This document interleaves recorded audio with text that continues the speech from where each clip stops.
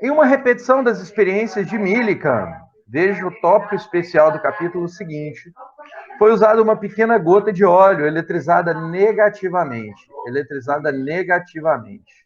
Tá? Então, nós temos aqui um conceito novo, que é o da experiência de Millikan. Beleza? É porque a experiência de Millikan, moçada, é uma experiência que trata, e aí já adiantando a matéria da próxima atividade, do próximo capítulo, né? É uma experiência que trata de um fenômeno, de um conceito físico chamado de diferença de potencial elétrico. Tá? A diferença de potencial elétrico é uma outra forma de analisar os efeitos dos fenômenos elétricos. É uma terceira forma de analisar os fenômenos elétricos. Tá? Por que eu estou falando isso? Porque nós aprendemos até agora duas formas de analisar fenômenos elétricos. Só duas formas que nós aprendemos até agora. Tá?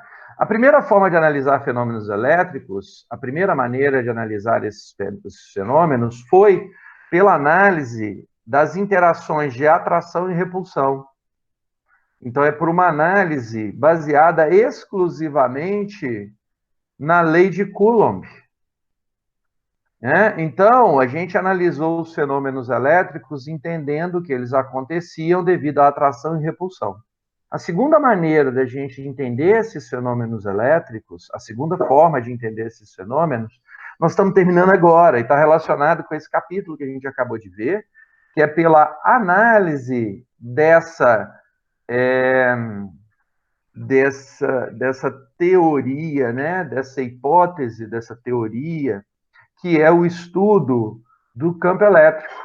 Então, o campo elétrico, enquanto um fenômeno do mundo natural, quer dizer, que descreve as interações entre as cargas por uma deformação no espaço-tempo, essa análise do campo elétrico é a segunda forma de fazer. Tá? Então, ela complementa a análise da lei de Coulomb. Vejam, é difícil para mim explicar um relâmpago, por exemplo, ou dizer de que um relâmpago efetivamente acontece só usando a lei de Coulomb. Porque a lei de Coulomb ela não explica a quebra da rigidez elétrica, que é uma coisa que nós só vamos aprender a partir do campo elétrico. Então, é por isso que o campo elétrico é uma teoria que complementa a lei de Coulomb. Tá? Historicamente, ela vem a posteriori, beleza? Historicamente, ela vem depois, tá bom? Bom, e quando a gente vai fazer a análise, não da lei de Coulomb, mas nós vamos fazer a análise não da eletrostática. Então, essas duas formas de explicar as coisas, ó, elas são muito legais quando a gente fala da eletrostática. Então, vejam, qual que vai ser aí essa terceira forma da gente entender, né, esses fenômenos elétricos, né? Esse terceiro caminho. Porque, vejam, até agora nós estudamos a parte da eletrostática. O que vem agora, daqui para frente? Vem toda uma área da física que nós vamos chamar de eletrodinâmica. Quem é de mecânica? Eletrodinâmica. Isso. Quem é de mecânica e quem é de controle e automação já começou a estudar eletrodinâmica na parte da matéria que nós vamos chamar, né, que você no conteúdo que vocês vão chamar de circuitos elétricos. Então, a explicação do funcionamento dos circuitos elétricos, como é que os circuitos elétricos funcionam, esta explicação para os circuitos elétricos, ela só vai acontecer, né? É muito difícil explicar, por exemplo, como é que uma lâmpada de LED funciona, ou explicar como é que uma TV recebe energia da rede elétrica de distribuição, usando o conceito de campo, ou mesmo usando os conceitos relativos à lei de Coulomb. Tá? Então, a parte de estudo dos circuitos elétricos e eletrodinâmica é uma parte de estudos que, para estudar, nós precisamos fazer uma análise do que nós vamos chamar de potencial elétrico, do potencial elétrico ou da diferença de potencial elétrico. Tá? Então, esse conteúdo é o conteúdo que nós vamos estudar no próximo capítulo, no capítulo seguinte. Tá legal? Nós vamos estudar o capítulo de potencial elétrico, que tem gente que chama de tensão, tem gente que chama de diferença de potencial, tem gente que chama de voltagem. Voltagem eu tenho certeza que vocês já ouviram falar, beleza? Por exemplo, quando você vai comprar um aparelho elétrico, você diz assim, este aparelho elétrico aqui, ele funciona em 110 volts, ou em 220 volts. Ou eu digo que uma pilha funciona, gera 1,5, 1,5 volts. Então, nós estamos falando de tensão, diferente de potencial. Então, o próximo capítulo que nós vamos estudar é potencial elétrico, é diferente de potencial elétrico. E neste capítulo seguinte, como vocês não têm o livro, por isso que vocês não viram a experiência de Millikan, o Millikan vai explicar a chamada relação carga-massa. Relação carga-massa para o elétron a partir de uma experiência fundamental em que a carga dividida pela massa vai ser constante para os elétrons. Beleza? Então, a razão entre a carga do elétron, que é 1,6 vezes 10 a menos 19 coulombs, pela massa do elétron, que é 9,1 vezes 10 a menos 31 quilogramas, esta razão é uma grandeza física, beleza? Uma grandeza física que nós vamos chamar de relação carga-massa. E ele vai explicar a relação carga-massa a partir dessa experiência que ele vai fazer. Então, vamos explicar a experiência para vocês poderem fazer a questão 14, que é o que importa agora. A experiência de Millikan é assim, ó, você tem duas placas paralelas que estão eletrizadas por cargas de sinais contrários. A de cima está eletrizzada com uma carga positiva, a de baixo está eletrizzada com uma carga negativa. O que o Millikan faz? Ele põe aqui um borrifador de óleo, óleo mesmo, tá? Então, são gotículas de óleo. Mas esse borrifador, na ponta dele, ele tem um aparelhozinho que é um eletrizador. É um aparelho que transfere cargas elétricas para essas gotinhas de óleo. Então, é um eletrizador. Então, funciona assim. Essa bombinha de óleo joga gotículas de óleo e essas gotículas, elas são eletrizadas aqui, ó. Então, essas gotículas, na hora que elas entram, elas têm carga elétrica negativa. O que vai acontecer? O peso dessas gotículas puxa elas para baixo. Enquanto um campo elétrico estabelecido aqui, olha aqui a direção e o sentido do campo elétrico, ó, da placa positiva para a placa negativa. Então, esse campo elétrico, ele cria nessa carga uma força elétrica que é vertical para cima. Vejam que vocês fizeram vários problemas, né? Quem concorda comigo, fala aí no chat. Pode abrir o microfone. Vamos lembrar da regra, hein, gente? Vocês abrem o microfone a hora que vocês quiserem para conversar comigo, tá bom? Mas a ideia é que várias dessas gotículas... Aliás, desculpa, é que vocês fizeram vários problemas desses, ó, em que o peso da gotícula é igualado à força elétrica. Beleza? Isso não é algo que você precisa conhecer a experiência de Millikan para saber. Por quê? Porque, na verdade, como é que o Millikan explica essa experiência? Ele explica essa experiência assim, entre essas duas placas, existe uma diferença de potencial. Tá? No próximo capítulo, no mês que vem, assim que a gente terminar esse capítulo de campo elétrico, se vocês fizerem a prova na semana que vem, eu vou explicar o que significa dizer essa frase. Mas, basicamente, dizer essa frase é dizer que as cargas positivas estão num potencial elétrico mais alto. Portanto, elas têm mais energia. Então, esta placa aqui em cima tem mais energia do que a placa de baixo.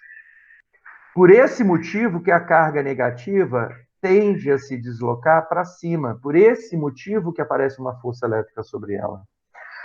Gente, isso é muito importante. Eu vou voltar aqui em cima e mostrar essas três maneiras de analisar os fenômenos elétricos. Essas três maneiras, elas são complementares. Elas se complementam. Elas permitem analisar os fenômenos de maneiras que parecem diferentes, mas, no fundo, São todas as três corretas. Coulomb, lá no século XVIII, explicou a interação entre cargas elétricas e praticamente inventou o conceito de cargas elétricas. No século XIX e XX, nós inventamos o conceito de campo elétrico para explicar a interação entre cargas elétricas à distância. E para explicar os fenômenos da eletrodinâmica, os fenômenos que a gente percebe, por exemplo, quando a gente liga um aparelho elétrico e assim por diante, quando cargas elétricas são transferidas, nós inventamos o conceito de potencial elétrico.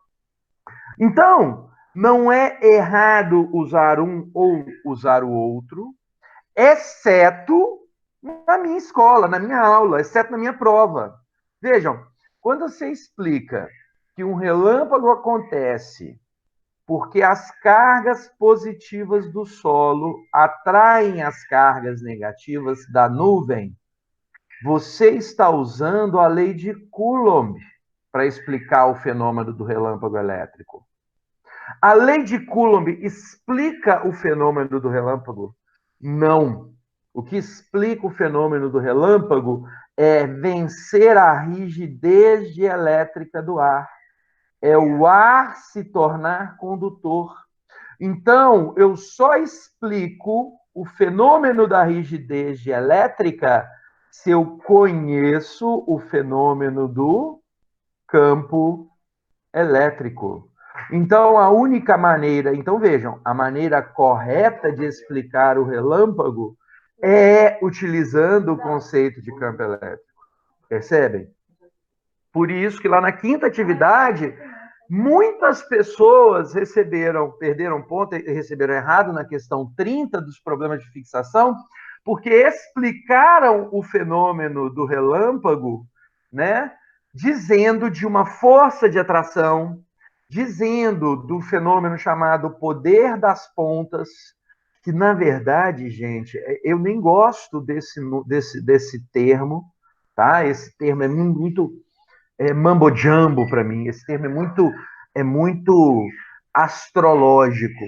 As pontas, elas não têm um poder, tá?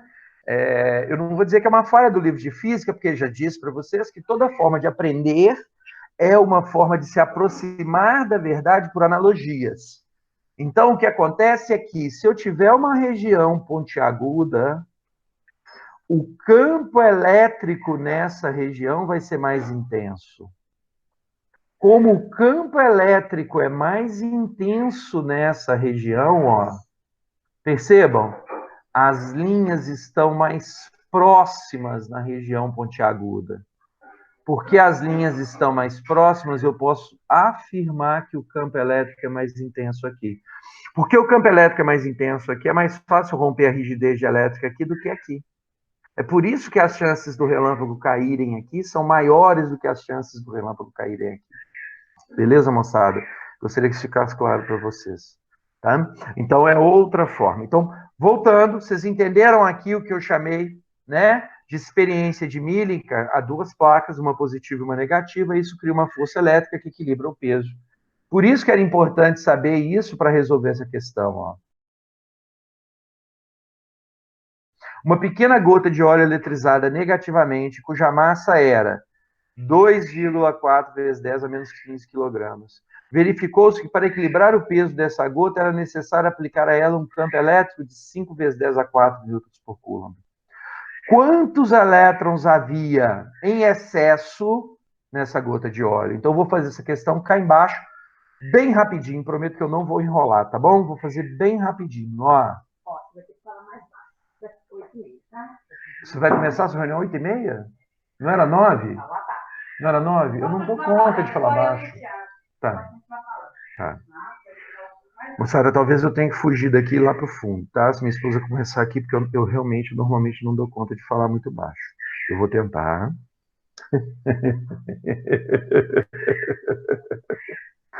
Gente, eu vou tentar falar baixinho aqui. Se precisar, aumenta o volume do microfone, tá bom?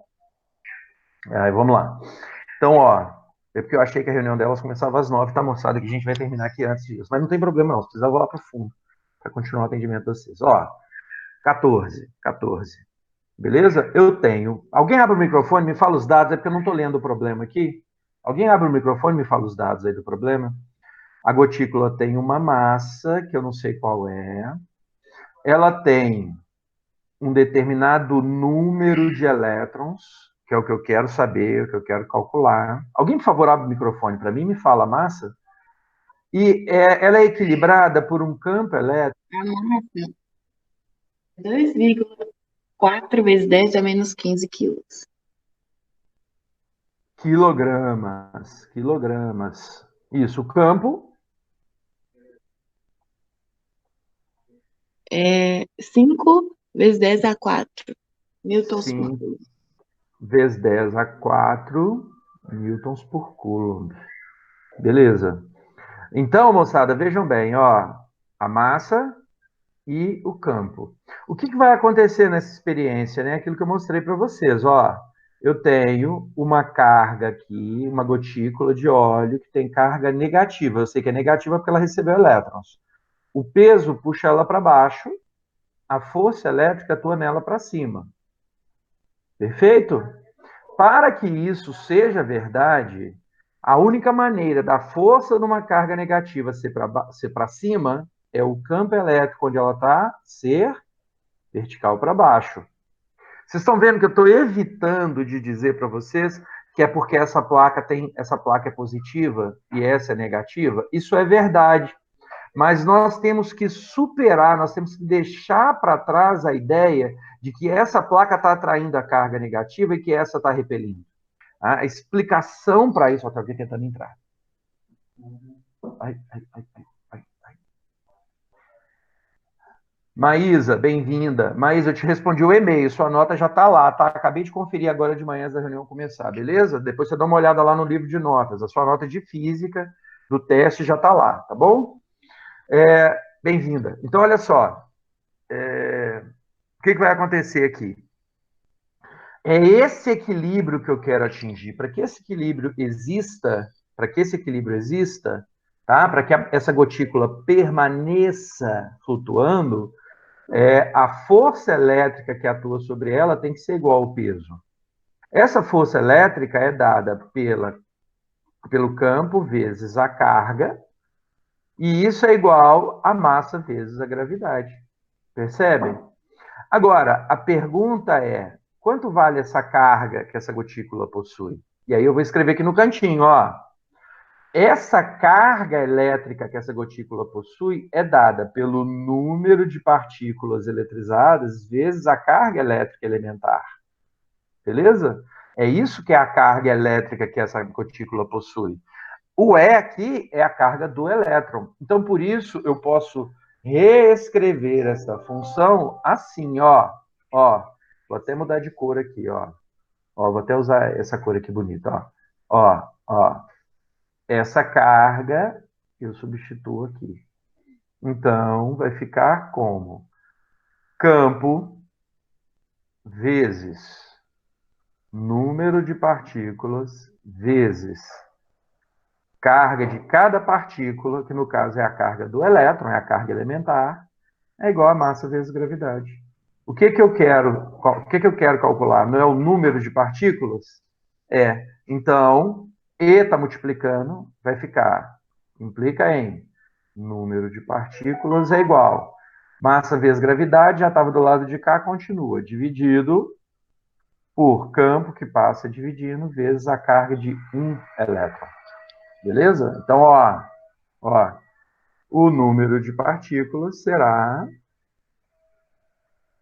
Esqueci. 2,4 vezes 10 a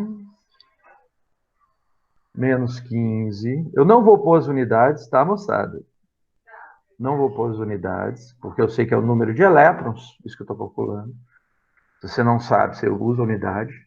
Vezes a gravitação, a aceleração da gravidade, que é 10 metros por segundo ao quadrado, dividido pelo campo elétrico, que é 5 vezes 10 a 4. Isso eu estou colocando aqui os números significativos, moçada, porque isso foi um problema também lá nos exercícios de vocês. Muitos de vocês, 5 vezes 10 a 4, muitos de vocês não colocaram esses algarismos significativos, vezes 1,6 vezes 10 a menos 19, que é a carga de um único elétron. Beleza? Ó, 5 por 10, 2. 2 vezes 2,4, 4,8, vezes 10 a potência de 10, né? Ah, não, peraí, o que é isso aqui? Ah, não, esse aqui é o que sobrou, né? Desculpa. Então tem vezes 10 a menos 15. Então, 4,8 vezes 10 a menos 15. Dividido por 1,6 vezes 10 a 10 a 4 menos 19 menos 15. Olha que legal. Olha que legal. 10 a menos 15 corta com 10 a menos 15. Tá? Então, N, que é o número de partículas em excesso, é 4,8 por 1,63 elétrons. Gente, isso é fantástico. Isso é fantástico. A experiência de Millikan. Se vocês tivessem lido, vocês não têm o livro da Beatriz. Né? Alguns de vocês até têm, né? Esse livro aqui da Beatriz Alvarenga, né? Que eu entreguei para alguns estudantes no começo do ano. Mas se vocês tivessem o livro da Beatriz, vocês iriam lá no próximo capítulo e iriam verificar que uma das coisas mais legais é a experiência de Millikan, gente, aconteceu no século XIX, gente. 1800 e pedrinha. Ou seja, um cara lá no século XIX fez um experimento que permitia contar, né, 3 elétrons, colocar 3 elétrons numa gotícula e fazer essa conta, fazer essa medida. Eu acho isso, assim, fantástico, tá bom, moçada? Fantástico mesmo.